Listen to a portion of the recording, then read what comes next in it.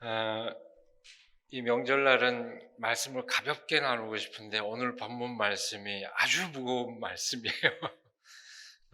그래서 이 주어진 말씀 그대로 따라서 말씀을 함께 나눌 텐데요. 기회가 될 때마다 얘기합니다만 이 로마서는 사도 바울이 로마의 그리스도인들에게 보낸 편지입니다. 크게 보면은 편지 형식입니다. 서간문 그런 장르에 해당하지만 이 로마서는 서간문 치고는 아주 무거운 서간문입니다. 인사말과 더불어서 첫머리에서부터 아주 심각한 신학적 논제들을 제기하고 있다는 점에서 파격적인 그런 성격을 띠고 있는 편지입니다. 아직 자기가 가보지 못한 공동체에 편지를 보내면서 신학적 논제를, 아주 심각한 신학적 논제를 제기한 까닭이 무엇이었을까요? 그것은 이 로마서가 단순히 사도 바울이 자신을 소개하거나 자신의 관심사가 무엇인지 그것을 알리려는 목적, 그런 한편으로 그런 목적이 있긴 합니다. 아직 만나지 못했기 때문에. 근데 단순히 그 이유 때문만은 아니었다는 것을 보여줍니다. 사도 바울은 선교진의 교회 안팎의 여러 경쟁자들 또는 심지어는 적대자들과의 그 논쟁적 상황을 유념하는 가운데서 자신의 논지를 펼치고 있습니다. 우리가 흔히 연상할 때 초기 교회에는 한 가지의 신앙만 있었을 것으로 생각하기 쉽지만 전혀 그렇지 않습니다. 굉장히 다양한 신앙에 대한 이해들이 있었고 그것이 상당히 많은 그런 갈등을 야기시켰던 그런 상황이었습니다. 거기에 대해서 자신의 입장을 해명하는 그런 성격을 지니고 있는 것입니다. 그러니까 로마서가 일반적인 편지의 그 격식을 벗어나서 장황하면서도 아주 격정적인 이유가 바로 여기에 있습니다. 사도 바울은 이미 그 앞에 우리가 읽은 이 본문 말씀 바로 앞에 그 인사말 가운데서 여러 신학적 논제들을 제기했습니다. 짧지만 아주 함축적인 스스로를 그리스도의 종으로 소개하는 것부터 신학적 의미를 갖고 있습니다. 그리고 복음이신 그리스도, 복음은 그리스도가 선포한 말씀이 복음이 아니라 그리스도 자체가 복음이라는 그런 의미입니다. 그리고 더불어서 그리스도의 사람과 그리스도를 따르는 사람과 그리스도의 그 평화가 무엇인지, 그리고 복음이 전파된 그 과정에 대한 감사의 찬양, 신앙의 연대성, 여러 주제들을 얘기하고 있고 그 안에서도 또 더 세분화될 수 있는 여러 신학적 주제들을 처음부터 아주 묵직하게 제기하고 있습니다. 오늘 본문 말씀은 사도 바울이 로마를 꼭 방문하고자 하는 목적이 무엇인지 밝히면서 그 목적으로서 복음의 요체를 집약하고 있는 그런 말씀입니다. 이미 앞에서 의미심장한 이야기를 제기했지만 이도의 목에 이르러서 사도 바울은 아주 단도직입적으로 자신의 의도를 분명히 하고 있습니다. 땅끝까지 이르러 복음을 전파하라. 그 당시에 세계에서 땅끝은 어디였습니까? 스페인입니다. 스페인까지 이르러서 복음을 전하고자 했던 바울은 당시 그 지중해 세계에서 그리고 로마 제국 안에서 가장 중요한 거점이었고 그 수도인 로마를 방문하고자 하는 뜻을 갖고 있었습니다. 그러나 여러 사정 때문에, 선교지에서 벌어지는 여러 사정 때문에 아직 그 뜻을 이루지 못한 그런 상황 가운데서 편지를 쓰고 있는데 그 점에 대해서 아주 안타깝게 여기면서 꼭 제가 로마를 방문하고 싶습니다 하는 뜻을 밝힙니다. 이미 자신이 이방인들 가운데서 복음의 열매를 거둔 것과 같이 로마에서도 그 뜻을 이루고 싶다는 이야기입니다. 복음은 특정한 대상에 한정되는 기쁜 소식이 아니라 세상 사람 누구에게나 기쁜 소식이기 때문입니다. 나는 그리스 사람에게나 미개한 사람에게나 지혜가 있는 사람에게나 어리석은 사람에게나 다 빚을 진 사람입니다. 그러므로 나의 간절한 소원은 로마에 있는 여러분에게도 복음을 전하는 일입니다. 사도 바울은 한편으로 아주 격정적인 면모를 지니고 있지만 동시에 아주 신중하고 사려 깊은 사람입니다. 지금 이 말씀은 오늘 우리가 읽은 말씀의 그 앞대목 이 말씀은 단적으로 말하면 복음의 보편성, 다시 말해서 복음이 누구에게나 기쁜 소식이 된다는 것을 얘기하고 있습니다. 바울은 이를 역설하는데 자신이 모든 사람에게 빚이 있다고 얘기를 합니다. 여기서 그리스 사람이나 미개한 사람, 지혜가 있는 사람이나 어리석은 사람, 이것은 다른 의미가 있는 건 아닙니다. 이런 대꾸는 당시 모든 사람을 통칭하는 일반적인 어법입니다. 정확하게 그 의미를 새기자면 그리스 사람이나 그리스 사람이 아닌 사람, 또는 잘난 사람이나 못난 사람, 이런 정도의 의미, 그러니까 모든 사람을 포괄하는 일반적인 그런 상용구입니다. 그 모든 사람에게 빚이 있다는 것은 법적인 차원에서 갚아야 할 채무가 있다는 것을 뜻하지 않습니다. 그것보다는 진정한 삶의 연대성, 삶의 관계성을 함축합니다. 모든 사람이 서로 연결되어 있고 서로 유대하고 있는 그런 관계라는 것을 내가 여러분 모두에게 빚을 지고 있습니다 하는 말로 강렬하게 표현한 것입니다. 특별히 자신이 느끼고 있는, 그냥 평이한 말로 하지 않고 저의 삶은 다 여러분과 이미 다 연결이 되어 있습니다 하고 이렇게 얘기하고 있는 것입니다. 여러분, 아직 만나보지도 못한 사람들에게 이렇게 말할 수 있는 것은, 아직 사도 바울은 로마의 그리스도인들을 만난 적이 없습니다. 만나보지도 못한 사람들에게 이렇게 말할 수 있는 것은 그리스도의 복음에 대한 믿음 안에서 인간에 대한 새로운 이해를 갖게 되었기 때문입니다. 그것은 아주 엄연한 진실입니다. 모든 사람이 하나로 연결되어 있다, 서로 관계가 되어 있다고 하는 것은 엄연한 진실이며 동시에 놀라운 경이입니다. 여러분, 우리가 이렇게 만난 것도 하나의 경이입니다. 여러분, 도대체 뭘 믿고 이 자리에 함께 모였을까요? 이 교회에 모이게 되었을까요? 그 믿음 안에서입니다. 이 자체가 그것을 믿음 안에서 이미 우리의 삶이 연결이 되어 있지만 우리가 하나의 공동체를 이루고 한 몸을 이룬다는 것을 우리가 실감하는 것은 놀라운 경이입니다.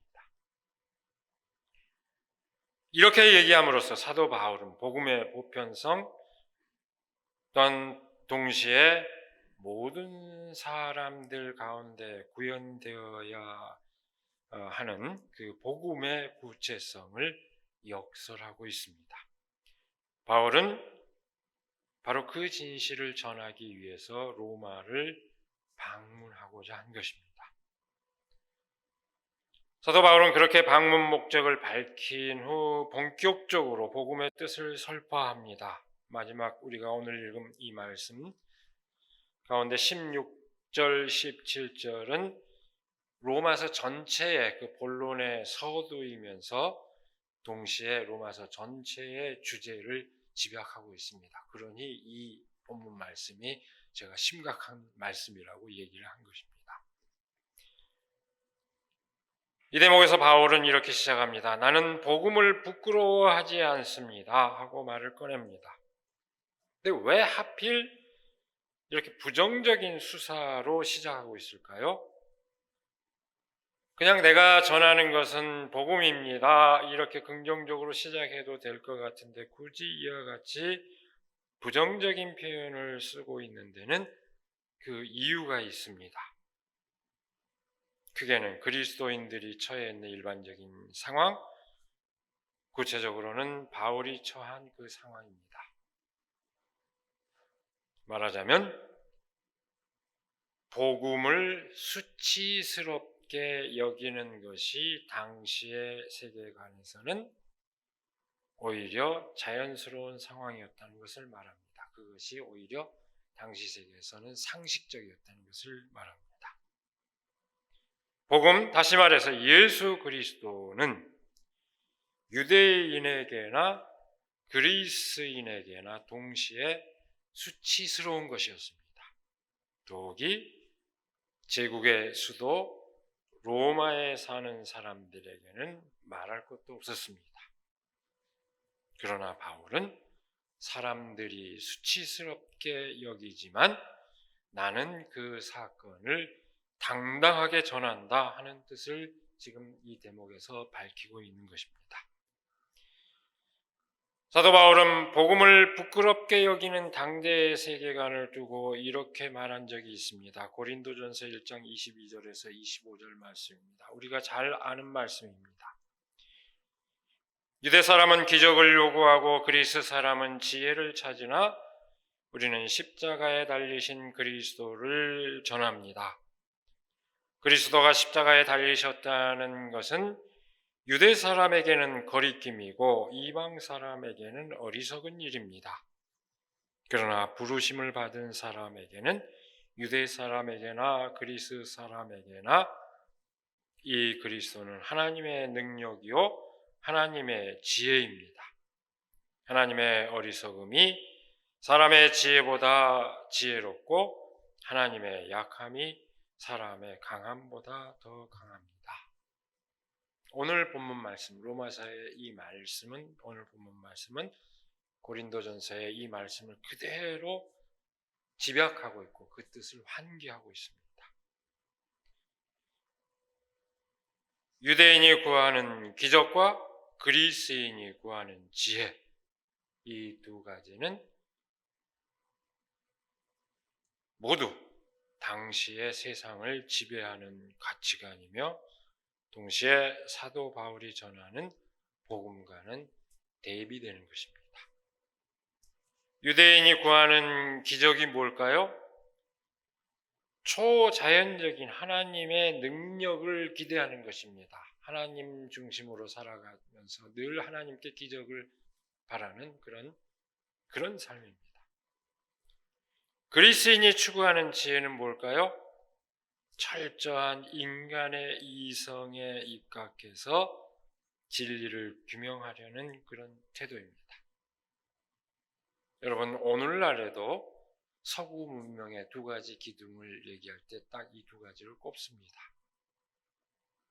그렇게 여겨질 정도로 인간 문명을 형성한 중요한 정신입니다. 사도 바울도 이미 그것을 다 이해하고 있었습니다.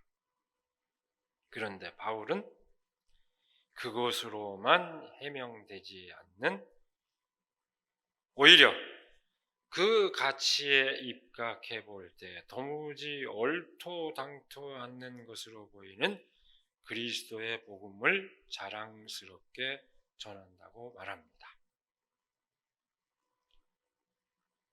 여기에 덧붙여서 바울이 이런 식으로 명제로 말하지는 않았지만 사실상 또 바울이 깊이 의식하고 있는 또 하나의 당대 가치관을 덧붙이면 그것은 힘의 우위를 바탕으로 하는 법적이고 제도적인 질서, 다시 말해서 로마 제국의 그 세계관을 들 수 있을 것입니다. 아주 법적인 체계적인 그런 시스템, 가시적으로 드러나 있는 그 질서를 들 수 있습니다. 그 세계관에 비추어 볼 때에도 그리스도의 복음은 더더욱 무력한 것이었습니다. 그런데도 바울은 오히려 그리스도의 복음이야말로 세상의 모든 사람을 구하는 하나님의 능력이라고 역설합니다.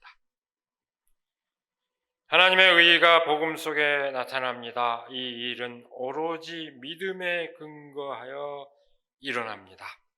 이것은 성경에 기록한 바 의인은 믿음으로 살 것이다 한 것과 같습니다. 구약의 그 하박국 예언자의 그 예언을 인용하고 있는데요. 바로 이 말씀은 로마서의 핵심 주제이며 동시에 바울이 역설하는 그 복음의 진실을 집약하고 있습니다. 여러분, 사실 이 말씀은 아주 깊은 사색을 요구합니다. 이 말씀의 뜻이 과연 무엇일까 하는 것은 아주 깊은 성찰을 요구합니다. 2000년이 지난 오늘까지도 이 말씀의 진실을 헤아리기 위한 분투가 계속되고 있을 정도입니다. 도대체 이 말의 의미가 뭘까? 이건 지금까지도 계속 씨름해야 하는 그런 주제가 되고 있습니다. 이 말씀의 뜻을 헤아리기 위해서 다시 우리가 쉽게 이해하기 위해서 아주 간략하게 이 말을 바꿔서 이해하면 이렇게 됩니다. 복음, 다시 말해서 그리스도 안에 하나님의 의가 온전히 드러났다. 그러므로 그리스도 안에 드러난 하나님의 의를 온전히 받아들일 때 인간은 구원에 이른다. 이렇게 집약이 됩니다. 이렇게 볼 것 같으면은 이 사도 바울의 말씀 가운데서 하나님의 의가 그 말씀을 이해하는 핵심이요 관건이라는 것을 알 수 있습니다. 여러분, 이 하나님의 의가 무엇일까?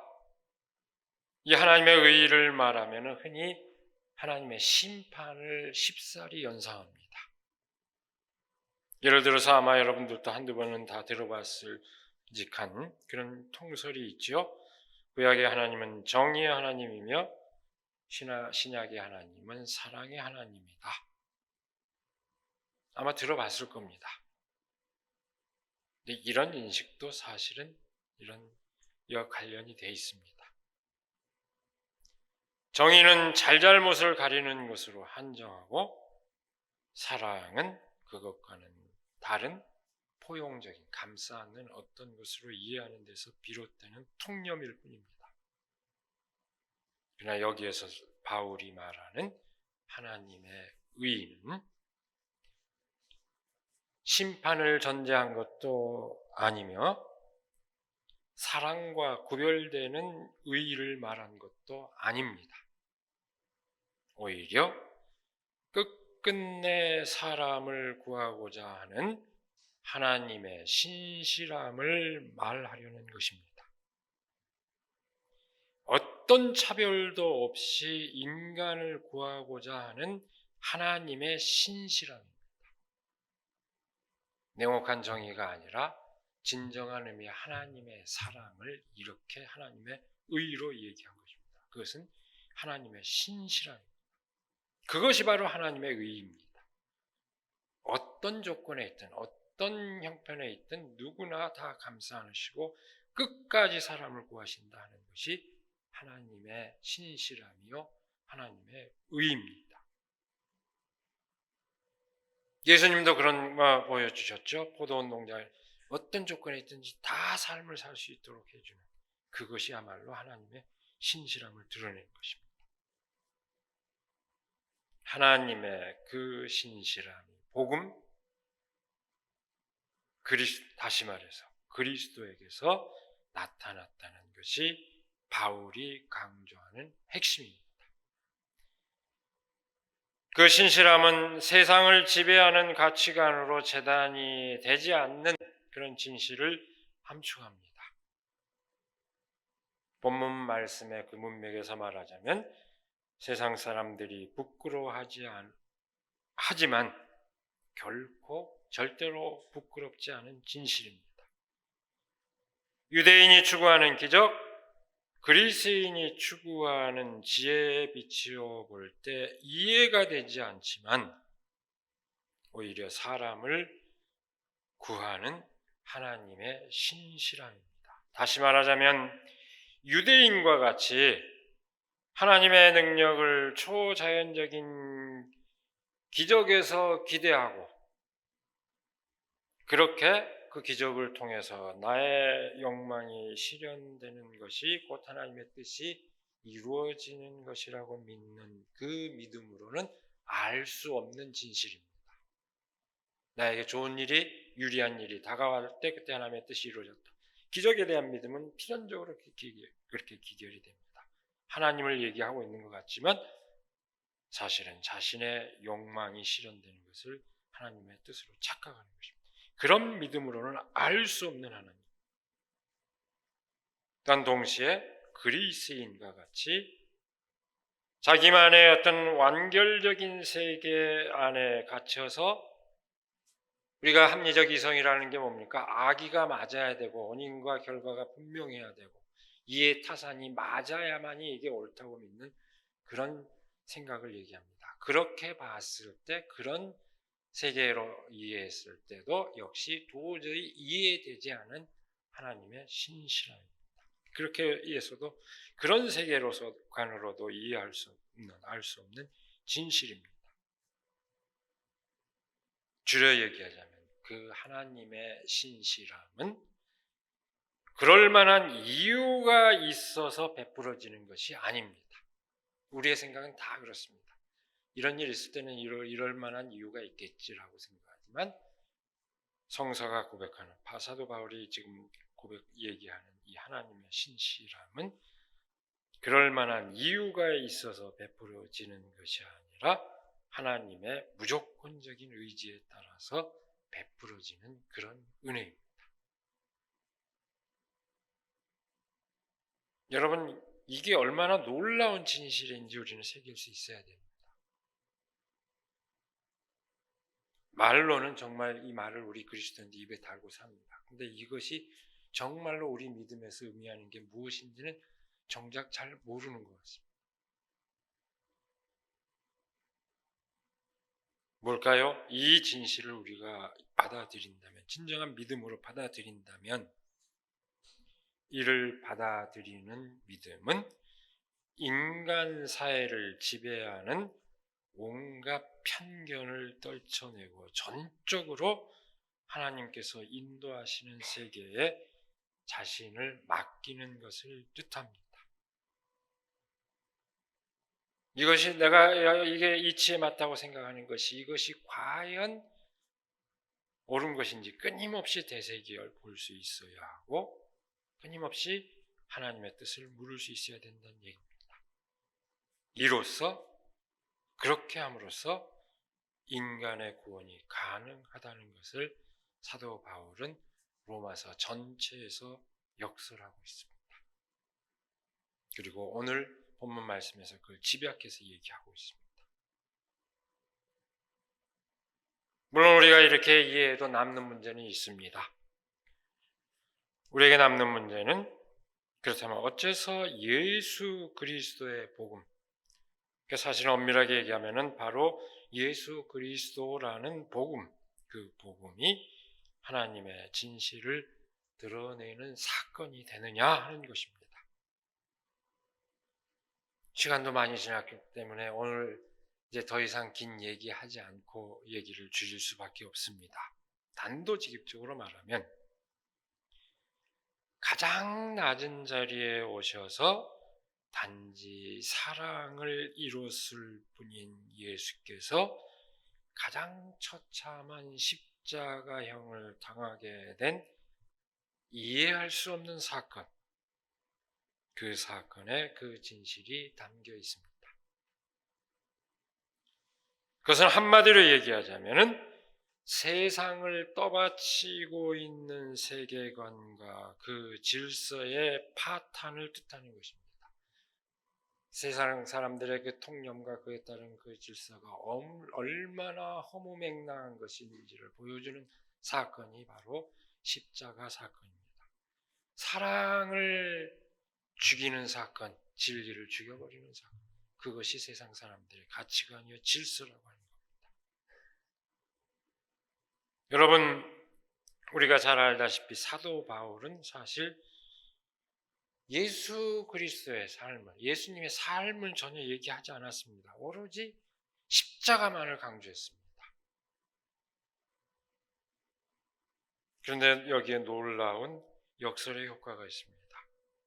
사도 바울은 예수님의 삶을 말하지 않고 오로지 십자가만을 강조했지만, 그렇게 예수님의 십자가를 강조하면 강조할수록 더욱 도드라지는 것은 뭘까요? 그 십자가형에 이르게 된 예수 그리스도의 삶입니다. 거꾸로. 왜 이분이 돌아가셨지 하는 것이 사도 바울의 말 가운데는 드러나지 않지만 그 의미가, 우리가 새긴 입장에서는 그 의미가 드러나지 않을 수 없습니다. 도드라질 수밖에 없습니다. 그 삶이 뭡니까? 완전하게 자기를 비워버리고 전적으로 타자를 위해 사신 그리스도의 삶, 그분의 삶입니다. 바울은 바로 그 역설로 예수 그리스도에게서 드러난 진실을 전한 것입니다. 초기 그리스도인은 그 진실을 그저 교리에 대한 믿음으로 받아들이지 않았습니다. 그렇게 받아들인 것이 아니라 그 믿음을 삶으로 받아들였습니다. 십자가 위에서 철저하게 자기를 비워버린 그리스도의 그 모습을 일상의 삶 가운데 구현하였습니다. 그 삶이 뭡니까? 철저하게 이타적인 삶을 살고 자기를 비우고 모든 사람들을 감싸 안는 그 삶입니다.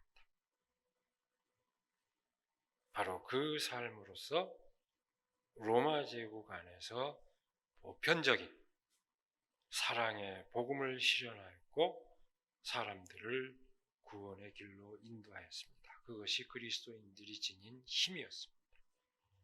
막강한 어떤 제도적 질서, 군사력 이런 것이 아니라 그 사랑을 실현하는 삶이야말로 그리스도인들의 진정한 힘이었습니다. 오늘 우리가 그리스도를 믿음으로 고백할 때 진실로 누구에게나 값없이 베푸시는 하나님의 신실함을 따르기를 바랍니다. 어떤 형태로든 차별을 정당화하는 세상의 헛된 편견을 넘어서야 합니다.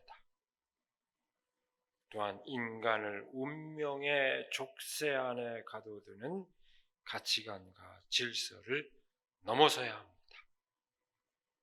그리스도인은 그 질서를 넘어 새로운 세계를 바라보며 새로운 존재로 거듭나기를 갈망하며 분투하는 사람들이라는 것을 우리가 깊이 새기고 그 가운데서 진정한 구원의 기쁨을 누릴 수 있게 되기를 시간에 간절히 기원합니다. 기도하겠습니다. 우리에게 복된 날을 허락하여 주시고 귀한 말씀을 나눌 수 있게 하여 주심을 감사드립니다. 또한 민족의 명절을 주셔서 그 가운데서 가족 간의 깊은 그 유대와 사랑을 맛보게 하여 주시는 은혜를 감사드립니다.